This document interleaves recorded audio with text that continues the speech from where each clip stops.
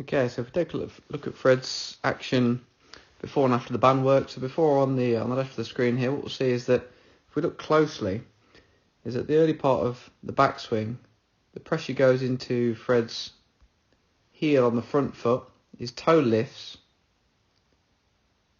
as you can see here, his back leg also straightens out, and the pressure goes into his heel and on the outside of the heel on the back leg. So this makes it a little bit difficult for him, or influences how the body moves on the backswing. Plus then he's got to counteract the direction that the forces and the pressure is moving through his feet at the early part of the swing. So ideally the pressure will stay more through the ball of the foot on the front foot and then move into or toward the inside of the heel on the back foot.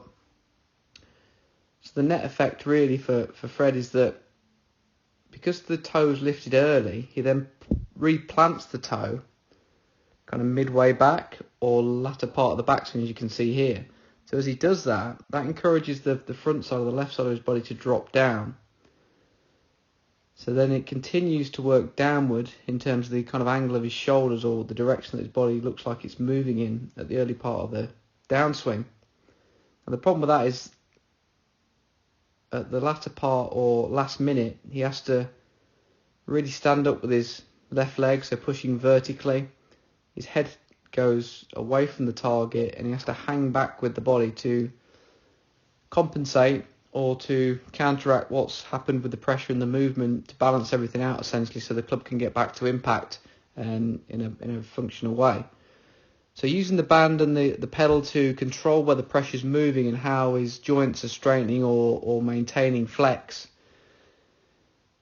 then the result of that after or without the bands, now what we'll see is that the flex in the back knee is maintained for a lot longer.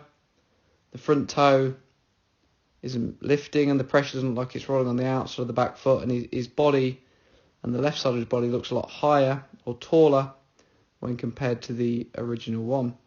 So then at the start of the downswing we'll see his front shoulder going more upward rather than downwards, which allows him to shallow the club and gives him body positions or body angles that doesn't require last minute adjustments. So this one now on the left needs last minute adjustments to help find impact. This one doesn't, so he won't jump up on his left leg.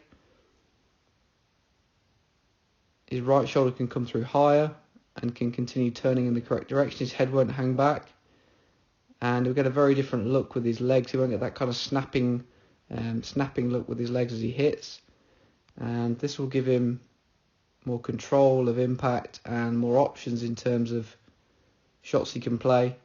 Plus the efficiency of the movement and how the energy is transferred through the swing will also have improved. So the band and things like the force pedal can be really, really useful for training certain movements, controlling flexes and bends within the swing, and can have a great result. So potentially something worth looking at for your swing.